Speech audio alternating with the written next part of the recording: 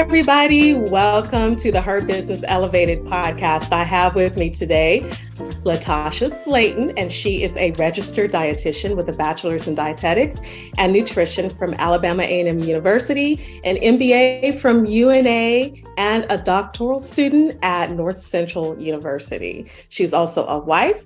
She's a mother of 3 daughters. She's a minister of Lifeline Church, and she resides in Decatur, Alabama. Welcome, Tasha. Thank you so much for being on the show today. Thank you. Good morning. Good morning to all who are listening. Yes. Okay. So everybody listening, Latasha, someone I grew up with. We go way back from our high school days in Northport, Alabama. So you were a pretty awesome person back then, but you've accomplished so much today. And so I'm really glad to reconnect with you, and we're going to share more about what you do.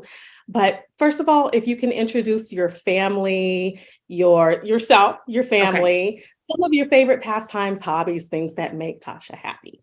Well, Demetria did such a great, awesome job of introducing me. And we are friends from Tuscaloosa, Alabama. And I just have to put this plug in. I think that all of the ladies that graduated with the class of 95 have excelled in every area. They are beautiful. They're gorgeous. They're anointed.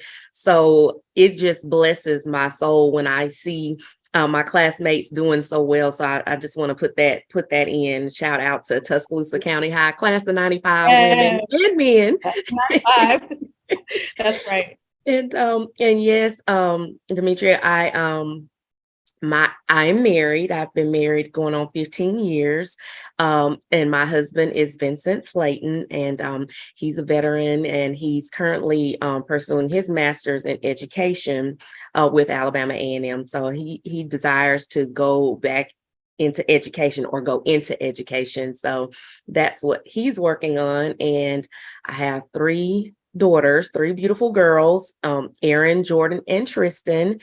They are 19. Hold on, let me get this in my head. 19, 15, and 13.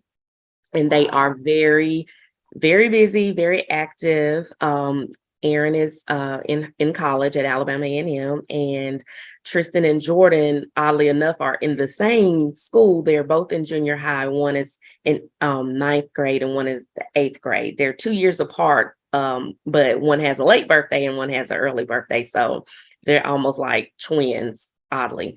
So I currently work with Fresenius Medical Care, and I'm a facility administrator of a dialysis clinic. And that's been actually my career path for the past, I'd say about 12 years. And however, I still do consultant work as a registered dietitian on the side. And as Demetria said, I am a minister at Lifeline Church. The church has been in operation or in ministry for 5. We're going on our 6 years. We're going on our 7th year. So it's growing. It's here in the small town of Decatur, Alabama. And that's pretty much. I have two dogs now. We have have a Doberman named Star, and my daughter thought it was a great idea to get her an emotional support dog, which I felt was great too, but somehow or another, that emotional support dog is now with us. So we now have 2 dogs, and her name is Aubrey. Oh, what a wonderful family you have. That's wonderful. And I love to hear how your kids grew up so quickly. All of our kids grew up quickly. I know yours too. Watching you on Facebook and seeing your kids progress and like, wow, how did they get in college already? What happened? But that's life. And it seems that you've really been into health and wellness and helping your clients. I would love to know what drives and motivates you to help people, specifically in the area of health and wellness. Well, I've always enjoyed health and wellness. I knew early on that I would be in, I would say, the medical field. I knew early on, of course, all of us wanted to be doctors and lawyers when we were growing up. And of course, I wanted to be a doctor. And my godmother, Lucy Culpepper, she was in Tuscaloosa, and she was over the Maud Watley Health Clinic. And she gave me the opportunity to volunteer at the age of 13. And I set foot in a medical facility, a healthcare clinic. And although I quickly realized, I don't want to be a doctor, I knew I wanted to do something in the area of health and wellness. I wanted to be allied health professional. It was about community. I saw very quickly in that clinic that it was a community setting, and I could see the needs of the community. So that planted the seed. And then I've always had a passion for nutrition. And my mother, and some of you all, well, you may know that she recently passed away from pancreatic cancer, but she fought diabetes pretty much all of her life. We're pretty sure she was a type 1 diabetic, but we weren't being, our demographic weren't necessarily being tested and diagnosed, or that age group. So they were being captured as type 2 diabetics, but really were type 1. So she struggled with that. And in that struggle, that's where my love for nutrition began. So early on at the age of 14 and 15, I began learning how to do, learning the science behind diabetes and behind nutrition and how it impacted. And that was when I realized, hey, this is what I want to do. Wow. And I've been doing that ever since. I love leadership. I'm not going to say I love management because it's totally different. Yeah. Two different And things, right? So as I progressed in my field, I just kind of naturally gravitated toward leadership. And in order to hone my business skills and develop that side of myself, I did pursue, that's where pursuing my MBA, my Master's of Business Administration came in. And I just wanted to be able to utilize both skills and help people, help community. Working in dialysis, Demetra, I see the disparity. I see the health disparity, and my passion is to close that gap, be it pediatrics, and be it geriatrics, be it ethnic based. That is my goal, because it's not just one gender, it's not just one demographic, it's not, it's all inclusive. So we have a population now that is leading towards America more specifically. We are on the wrong track. We are on the wrong pathway. And I just want to be able to use my knowledge in public health, in administration, and medical science to combine that and provide those tools and that knowledge and that education to the community, so that we can kind of turn this ship around for a healthier life. That's so needful. It's so needful. And we need people like you with a passion to kind of stand in the gap, because we don't, there are people out there who want to do this work, but not always with the kind of passion that you have. And you have personal experience as well. And it just touches you in a different way. So you're really going to reach so many people and help them through their issues. And you see the disparity, you see all of it up close and personal. So you know how to stand in the gap. So I appreciate what you're doing. And I think I love it. And I hope you continue along this path. I know it's not always easy, but I pray that you'll continue to do the work. And so I'm thinking about a lot of people listening today are entrepreneurs or want to be. Some of us are already on that path, and some are about to be. So they're thinking about, how to stay healthy, how to keep balance. And that's always a big question for women, especially as we get older. Like, how do we balance our health with all the things that we have to do? We're so busy, we wear all the hats.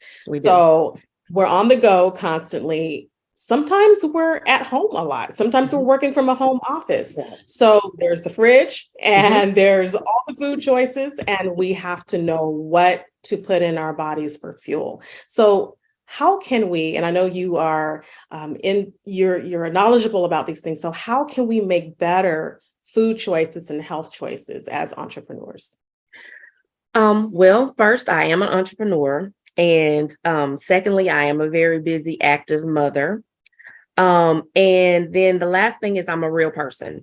So all of the struggles that you've just identified, I struggle with those as well, regardless the fact that I am knowledgeable in the area.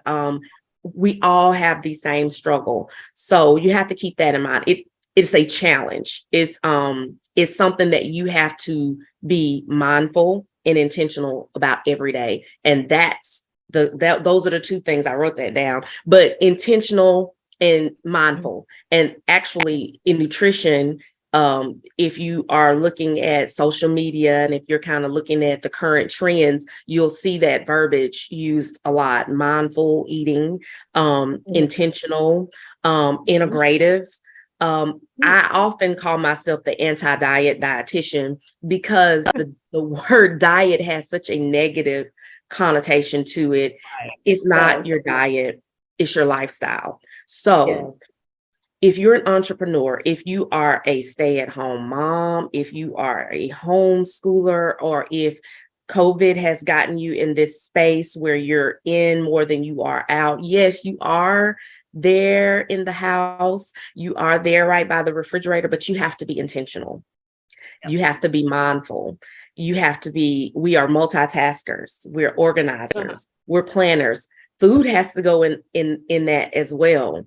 So when you're getting up in the morning and you're an entrepreneur, you have to be about your business, right? Mm-hmm. So you have to get up and you have to be intentional. You have to be intentional that I'm not just going to be around the house today in a t-shirt. I'm going to get dressed and I'm going to get prepared for my day.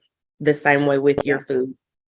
So I don't stay at home most of the time, but in order for me to be effective and in order for me to be prepared, I have to plan and prepare. So Sundays, we, even if it's not physically, it's mentally, and I write it down that this is how this week is going to go with our meal planning. Taco Tuesdays. Well, we can make those healthy. We know that we go to Bible study on Wednesdays. So we're intentional. Wednesdays is our day that we pretty much have to eat out. Yeah. But we know that we have to eat out. So we prepare for that. So we're not just having to fly by night in McDonald's. We know, hey guys, my kids know as well, this is our night that we have to eat out because I'm picking you up from swim and I'm picking you up from basketball and dad is not getting home until this time. So we know that this is where we're going. This is what we're getting. And this is what we're doing. If you're at home, keep a bowl of fruit, keep your snacks prepped. I keep a little baggie of my nuts and my seeds. And I have that readily available. I have some sitting next to me now, because I know that I'm going to be in this setting where if I get really super hungry, then I'm going to be unintentional, but be intentional about your things that you want. And what I mean by that is sometimes I just want a Pop-Tart. Sometimes I just want a Pop-Tart. Okay. And it's okay. It's not the end of the world. However, I'm intentional about it. Today, I'm going to eat my Pop-Tart, and this is where it's going to fit in my day. It's going to be my breakfast. It's not going to fill me up. It's going to make me hungrier. So I have to be prepared for the rest of my day. So for the rest of the day, I know that I don't need that high sugar snack. I've had my Pop-Tart, so I need to back that up with my nuts, or I might, so be intentional, be prepared, and be mindful. Very good tips. Thank you for that. And I think what you've said is basically that we have to understand food and how our body interacts with food. Correct. So we know we've already had that sugar. We already knew that we are going to have that Pop-Tart. So then the rest of the day you plan around how can I fuel my body so that it kind of balances out and I have the energy that I need. So yeah, I love that your main thing here is intentionality. We need to be intentional. And I think that goes for every aspect of our lives. We have to be intentional to be successful in everything, but definitely with our health. And then I also want to ask you about our self-care, not just our physical health, but our emotional health as women. And staying balanced as women, how can we stay balanced? I know balance is such a vague word, but we have family, we have ourselves, and then we have our work, we have our ministry, we have our hobbies, we have all these things happening. So, do you have any tips for just how can we find some sense of balance in all that we have thrown at us in life? That's I knew that one was going to be my hardest one because of the season that I am in. Like I said, I recently lost my mother, and I do run a healthcare clinic. I am a minister. I am a mother. I am in school, graduate doctoral student. I am working on my private practice. I have to go back to the source each and every day. I have to start my day, and it is intentional and it's mindfulness, but spiritually, it's prayer and meditation. Yeah. It is the only way. And you have to draw yourself. You have to pull your focus in, and you have to speak to your Lord. You have to speak to God. You have to start your day that way. You have to start your day. And if you don't start your day that way, you will soon realize you did not. And you're going to get there no matter what. So you might as well start it off right. Seek ye first the kingdom of heaven. Seek ye first the kingdom of God. That's one of that's that scripture that comes into my mind when I begin to feel overwhelmed. When I begin to feel like I don't have that balance. And I have to be still and know that He is God. You have to be still. You have to be still. And I don't even have any professional or I can't even articulate how much God has to be in the center. He has to be the core. Yeah. He will guide you and He will direct your path. There are days when I get up and everything seems like it's a priority. And I just have to say, God, show me where I need to be today. Show me where I need to show up today. Show me how to be the best mother I can be today. Show me how to be the best leader I can be today. Show me how to be a follower today. Show me how to put this down today. Show me what needs to be picked up. And at the end of the day, all things work together for your good. And that's one of my favorite scriptures. But at the end of the day, you know that you can only do what you can in that day. You're only promised that moment. You're only promised that day. So God has to be the center and the core of everything that you do in order to get your self-care. That He is your self-care. I know. I love that. We are in this self-care, living my best life. Mm-hmm. I have no problems with that. I say, girl, do your thing. We all need to have a spa day. We all need to have a massage. We all need to get facials, but that is not self-care. Right. Self-care is God. That is your self-care. Because you can do that all day and still not be taken care of. You have to know whose you are, and you have to know that He is your care. That is profound. And it needs to be said more.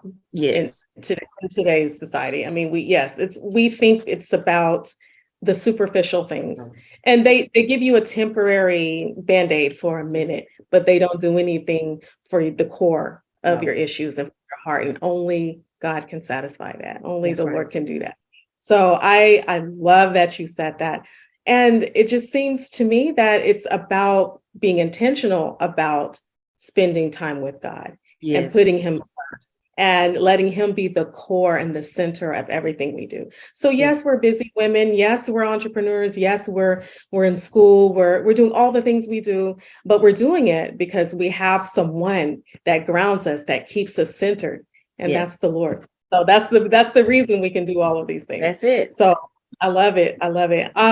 So okay, what you just said really kind of leads me into one more topic that I wanted to discuss, getting through the hard times.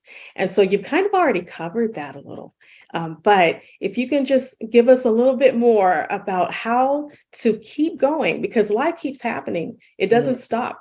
And we go through things and life continues to happen and we have to keep showing up. So how do we keep showing up when we're going through those really tough times? Like you said, I kind of touched on it. This has probably been my toughest season in my life, losing my mother.